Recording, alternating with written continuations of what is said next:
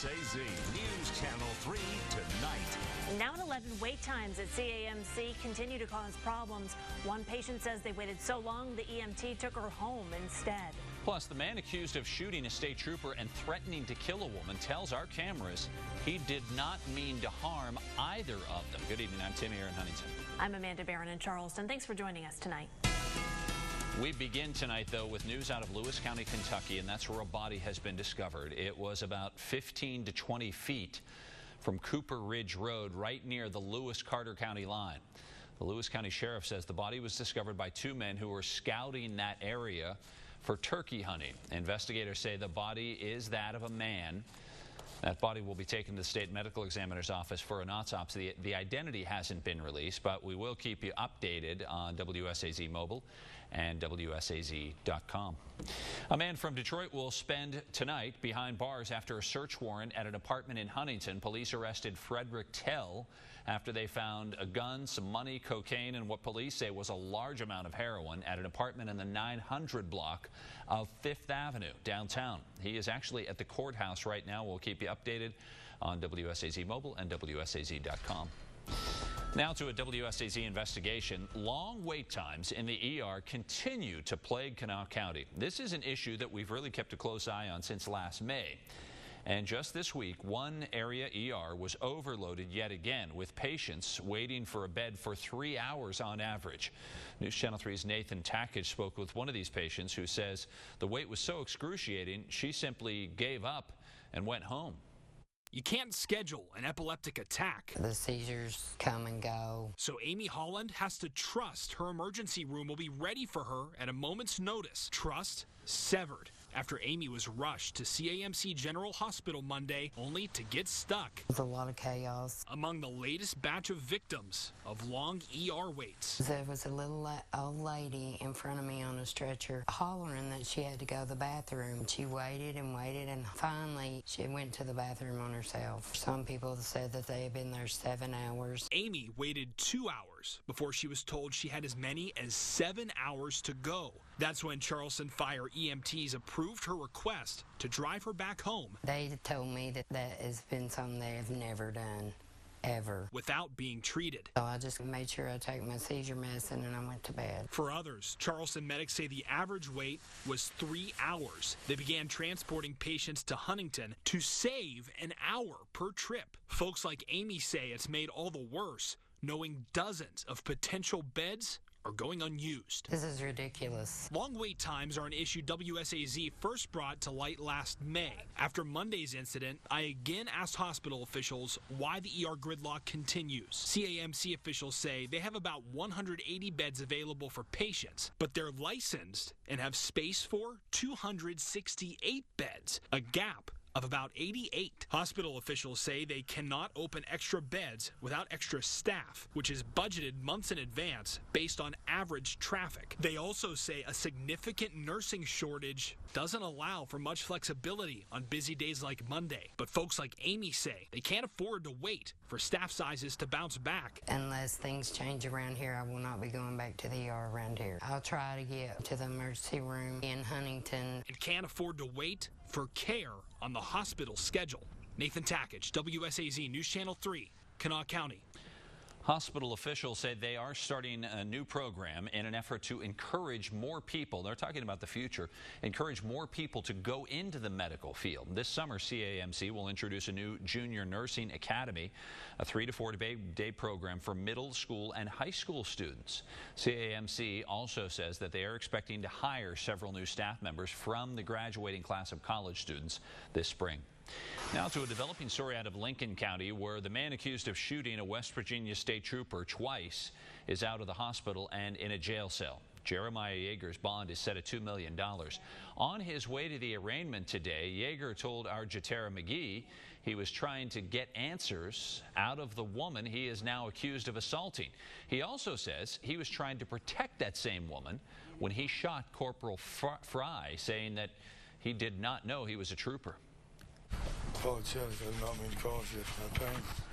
You're apologizing for his pain, was that? One thing was pain in his family. Of course. It's not been my life. cause anybody any pain. I was actually trying to protect someone. Meanwhile, we can tell you tonight Corporal Fry is in good spirits, all things considered. He was shot twice.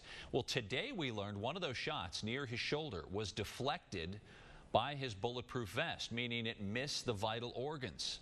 Thanks to that reflector on his chest, that reflective material. The most serious injury was the shot to the wrist, though, which Lieutenant Michael Bayless says is still a concern, but he can move the fingers on his hand. It was really good for me and the other troopers to come down here today and to see him. It lifted our spirits. He was in such a good mood. He was laughing and joking with us, and you know, he's really doing surprisingly well. Corporal Fry left the crime scene Tuesday morning and actually drove himself to meet an ambulance in Kanawha County. He drove to the Walmart. He told Lieutenant Bayless that seeing the lights of the ambulance was one of the best things that he has ever seen in his life. Well, late this Wednesday evening, the atmosphere is undergoing a significant change as warmer and more humid air is about to move in. Your first forecast, 50s overnight and school bell, but quick rise to 60 by 9 a.m. Chance of a brief shower between 7 and 9 in southern Ohio. Otherwise, tomorrow, partly cloudy, breezy, hazy skies, 70 lunch hour. Windy and warm by day's end, up at 75 degrees. Doppler radar and satellite imagery are showing a clean sweep, but lurking to the west, showers and thunderstorms are due in here bodily late tomorrow night into Friday. So it's an outdoorsy Thursday. Even if there is a brief shower in southern Ohio in the morning, should be a nice day to brown bag it at your favorite square. It turns wet, very wet tomorrow night into Friday. That paves the way for a cool, dry, and a nice weekend ahead. My 7-day addresses that when I come back on News Channel 3 at 11.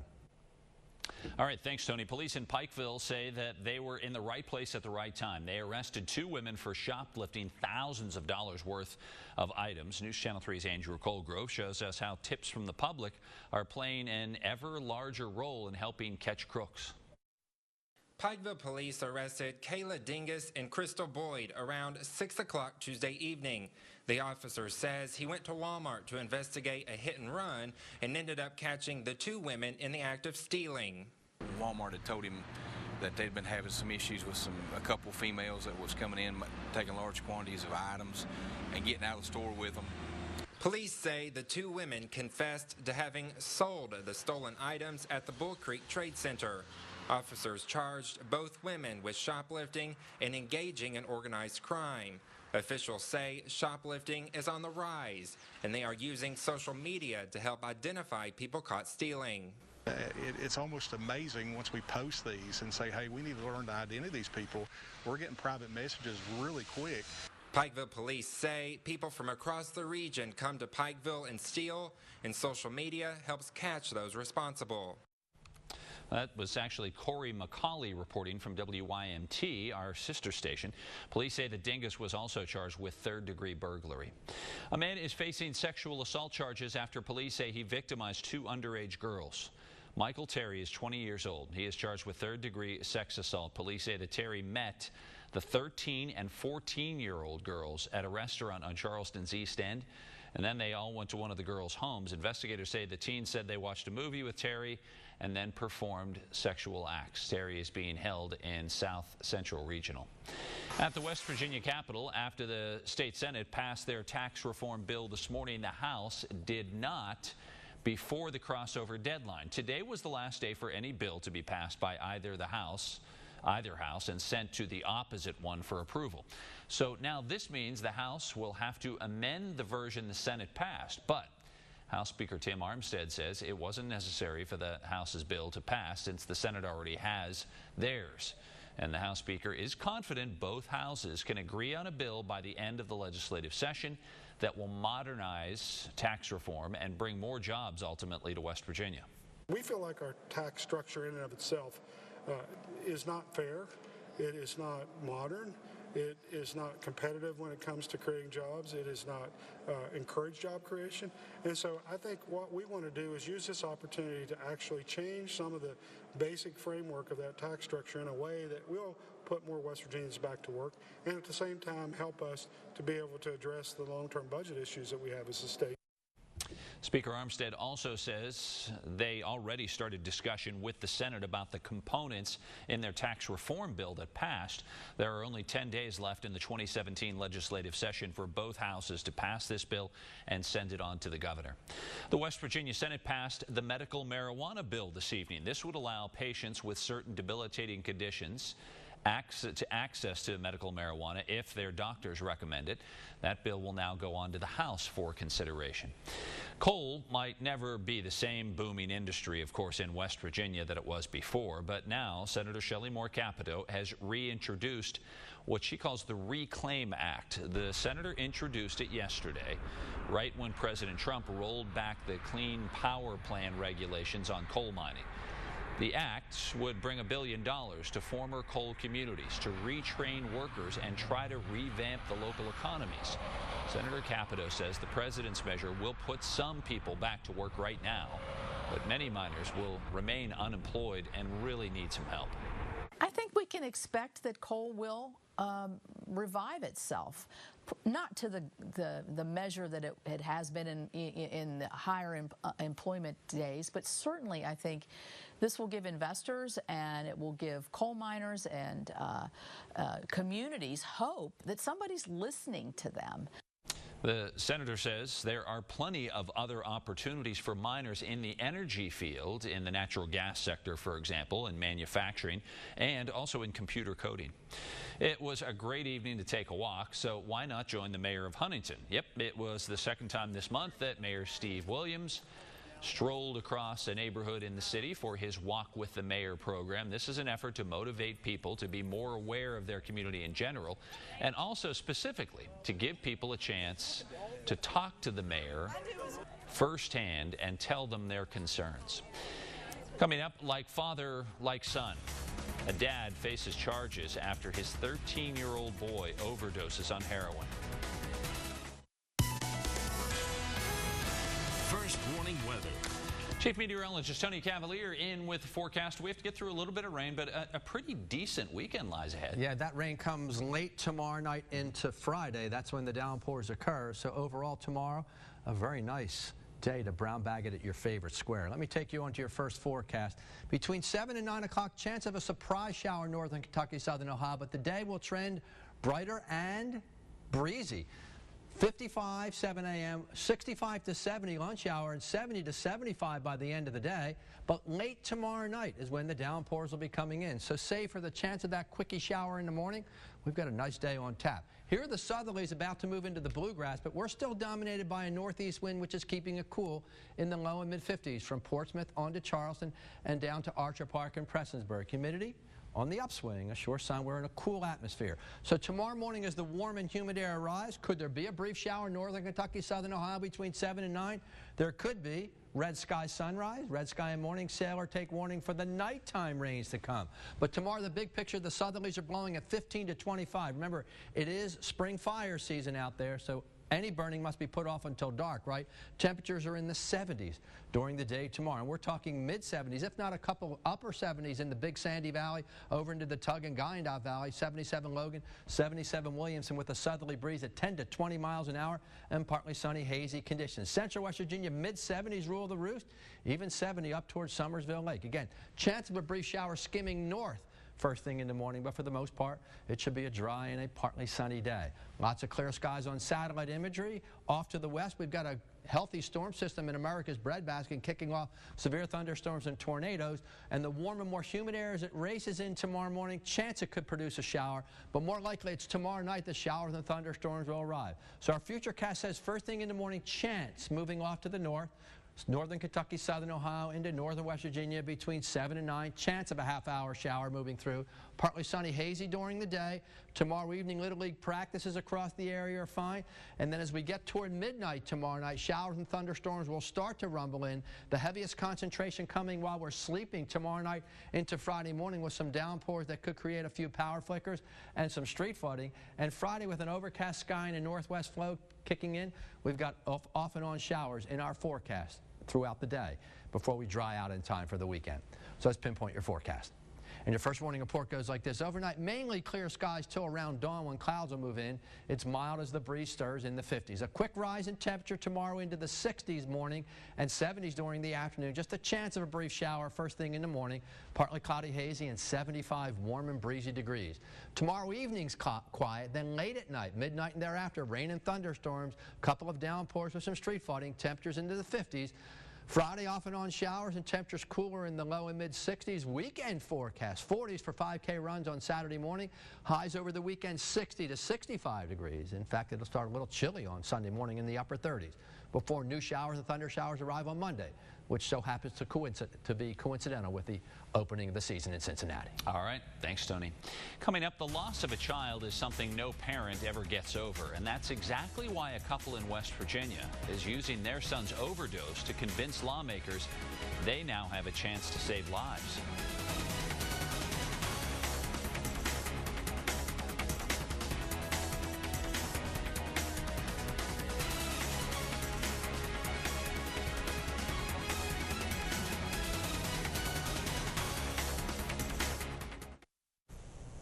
One of the biggest hurdles that comes with the drug epidemic is funding treatment.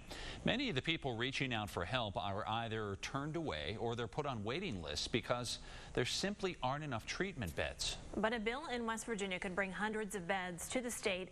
It would put beds in both state facilities and privately owned ones. News Channel 3's Caitlin LeBeau sat down with a mom and dad who lost their son to drug addiction. Their grief is what's now fueling their passion for helping other families as their story makes its way through the West Virginia legislature.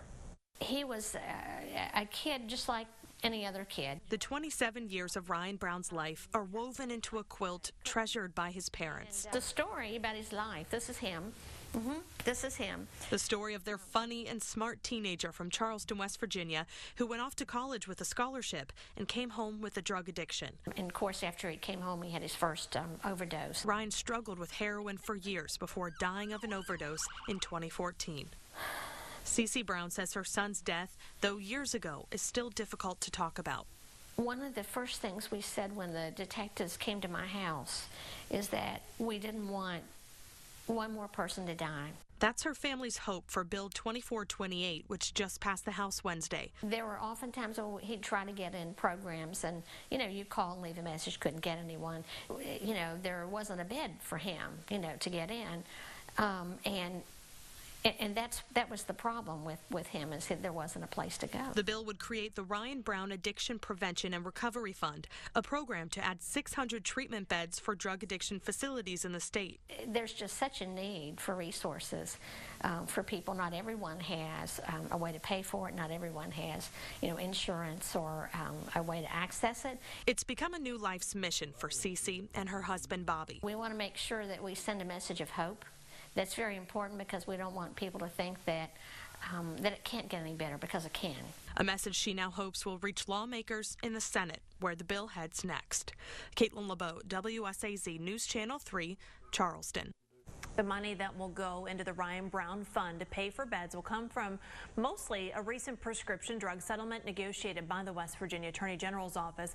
But Cece says the fund can also take state and federal money as well as donations. Coming up, a horrible crash on a highway in Texas tonight. More than a dozen people are dead after a church bus and a pickup collide. A dozen people are dead and several others badly hurt after a church van collided with a pickup tonight. It happened in Texas around 12:30 local time. The van was carrying 14 people, mostly senior citizens, all returning from a retreat when it hit the pickup head-on. The driver of the truck and 2 people on board survived, on the bus I should say. Investigators are still trying to determine what led to that crash. Around our region, a father in Dayton, Ohio is behind bars after his 13-year-old son overdosed on heroin. The police report says the father and another man brought the unconscious teen over to the fire station last night. Emergency crews were dispatched and they gave the 13-year-old some Narcan. It didn't take, so then he was taken over to Miami Valley Hospital. No word on his condition tonight. One of the men told police the father was high on drugs himself and that the teen took heroin in a garage right near the fire station. The father was later arrested on child endangerment charges and is in jail tonight. An unauthorized plane landed at the Ohio University Airport in Athens County today, prompting an investigation. It happened around 2:30 at the Gordon K. Bush Airport that's in Albany, Ohio. The OU Police Department notified the Department of Homeland Security, and once on the ground, the pilot of the international aircraft told investigators he had a mechanical problem, forcing him to land. Since the OU Airport isn't a point of entry, Customs and Border Protection detained the people on the plane until federal agents arrived. And I'm Keith Morehouse. The apple doesn't fall far from the West Virginia coaching tree. And can the Reds catch a break in the preseason? Sports is next. All right, Keith is in with I'd say he's without a doubt one of the most popular Mountaineers that I can remember. Yeah, Joe Mazzulla. Remember, he went to the Final Four with them in 2010. Oh, that'll help, yeah. And he was under John Beeline and Bob Huggins. So he's learned a little bit about coaching. Joe Mazzulla, Tim, looked like a coach very much in his element and his comfort zone today. The former Mountaineer guard just a few long jump shots away from Morgantown in Fairmont, accepting his new job as head coach of the Falcons. Mazzulla is a former assistant at Fairmont State under Coach Jared Calhoun, who just left the Falcons after leading them to the NCAA Division II championship game. Last year, he was an assistant in the NBA's developmental league with the Maine Red Claws. Coming back to Fairmont with all its recent success is a win-win for Mazzulla. You know, sitting there in a hotel room in Portland, Maine, it can go two ways. You could beat yourself up for decisions that you make, or you can just really enjoy the success of other people. And I want to thank this team here, and I want to congratulate them personally. And I told them last night in our first team meeting how humbled I was for the opportunity to coach them. Okay, they're not playing for me. I'm coaching for them. It's their program. 28 years old and saying all the right things. Wow. Good luck to him. So the Final Four teams have arrived in Phoenix in preparation for Saturday's national semifinals. First game has surprising number 7 seed South Carolina taking on number 1 Gonzaga in the nightcap at about 8:50. The number 1 seed North Carolina taking on number 3 seed Oregon, coached by Dana Altman, who was at Marshall way back when. Roy Williams says you always appreciate the Final Fours once you get there. It never gets old. I hope I've got some more, but each one is really unique in itself, and I'm just as excited right now as I was every one of them. I really believe that. On to baseball. Cincinnati's coming into opening day a little thin at some positions, and the Reds will need Tucker Barnhart to step up behind the plate, especially early. Reds' other catcher, Devin Mesoraco, hoping to get back to full strength after a season of injuries last year. He's coming off of hip and shoulder surgeries and now unlikely to be ready for opening day. Now, the Reds were going to have him split time with Tucker Barnhart early on, but they want Mesoraco to be able to handle a full load when it's necessary before he joins the team. He said getting fully healthy is his big goal this year.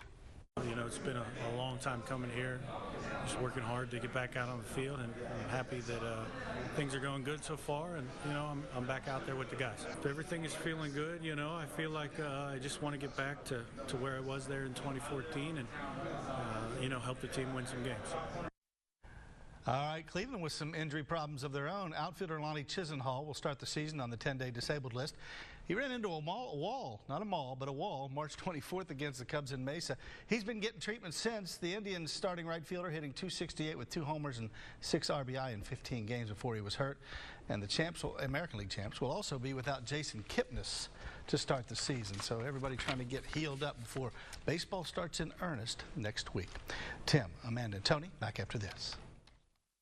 So we recap the forecast. 6 to 9 a.m. tomorrow, northern Kentucky, southern Ohio, chance of a surprise shower. Even if it occurs, the day construction workers, landscapers, turns very nice, breezy and warm with partial sunshine amidst towering clouds. Temperature hits 70 by the lunch hour and 75 by the end of the day with a gusty breeze.